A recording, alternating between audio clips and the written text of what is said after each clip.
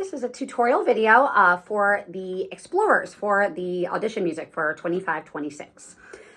This actually has a lot in it. It doesn't look like it's terribly difficult, but there's a lot of expressive marks, crescendos, decrescendos, accents, and a few other things that maybe you're not as used to seeing. So, a few things before we start. One, it's actually in the key of E minor. So it sounds a little bit more kind of, I think, noble and triumphant because of that. So it sounds a little bit serious at times, but it is very similar to G major in that it only has an F sharp, no C sharps. That means that on the A string, we have to play second finger. There's no third finger in this piece on the A string or in this excerpt because there's no C sharps written. But we still have F sharp, so we're still on our third finger tape for that. We do have some markings you may not have seen before. So at measure 34, you see what's called a fermata. That's the little circle with the dot in the middle of it. That means to hold. So essentially you just, it's like a stop sign. All right, and this time the stop sign's not up to you. It's a stop sign where it's like a traffic guard, right? A police car is flagging people. And they are going to decide how long they want you to stop. And you might have to stop for 10 seconds before they let you go. It's not just like a stop sign where you just get to go immediately afterwards. And then it says slower, and then you play the last note. So it goes into the next section and it's a different mood. So it does go a little slower. It's a little bit more singingly, so cantabile. That's what that means at 35. And it also says poco meno mosso, which means a little less motion or slightly slower. Then you see something similar at 52. We also see the word writ at the end of 51. So that's a ritenuto or a ritardando, which means to gradually slow down. We see our fermata, which means we're going to hold that note as long as you want.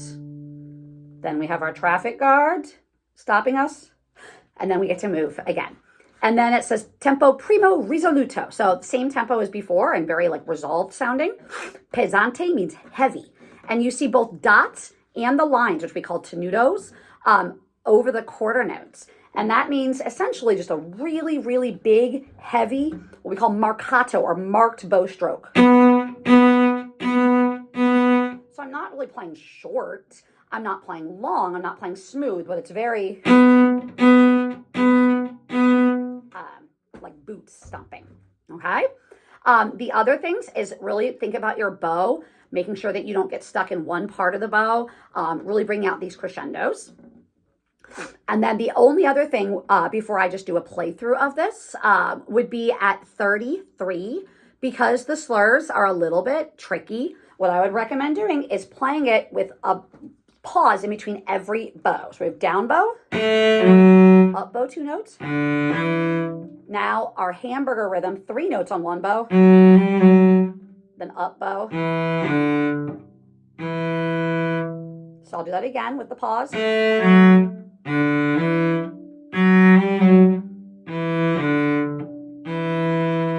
And without the pause.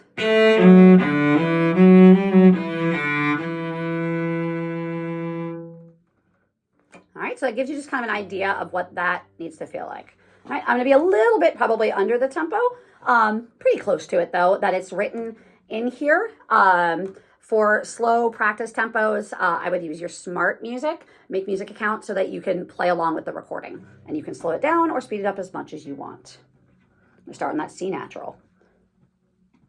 1, 2, 3, 4. 2 and 3.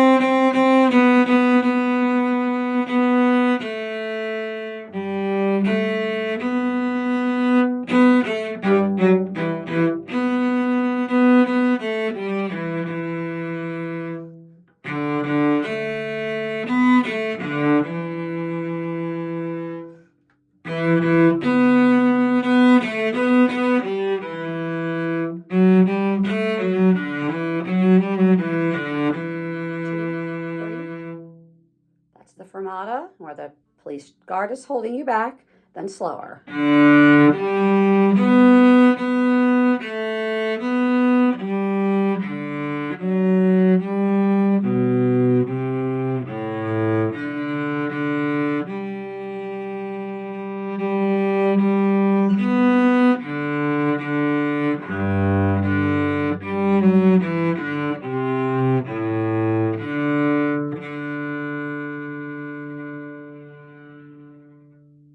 covered tracks. That means I stop.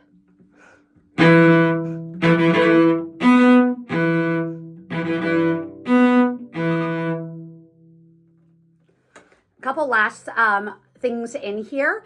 At the very beginning, you do have a tie. You also have it again in measure 31.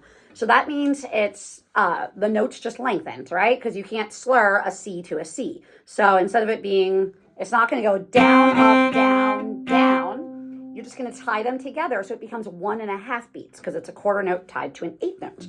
So it's 1 and 2 and 3 and 4 and. So I just don't move until the and of 3. The other things would be just, some places where if you want to kind of experiment with shifting, vibrato is not necessary for this. However, I will be honest, there are quite a few of you that are auditioning that have vibrato, and having a nice, beautifully centered vibrato is great. However, I want you to make sure that you're still getting a really good sound and it's really in tune. I would much rather it be without vibrato, with great sound and perfectly in tune, than to have a really fast, crazy vibrato that starts to make things sound like that. All right, I would much rather clarity. If you can get both, great. But if not, it's better to not even worry about that. Okay? And then the places where you could shift, I mean, you can shift, at places like 25 to cover up the open A. I don't think it's not necessary in this particular piece because it's so raw. However, in the later section, the poco meno mosso, you might want to. So here I would stay in first position. Now I go up to a 1 because I just like that better. 2, 1, 2. Then I shift down, open D. I stay here. All open is fine. Then shift up third finger to the metallic tape. And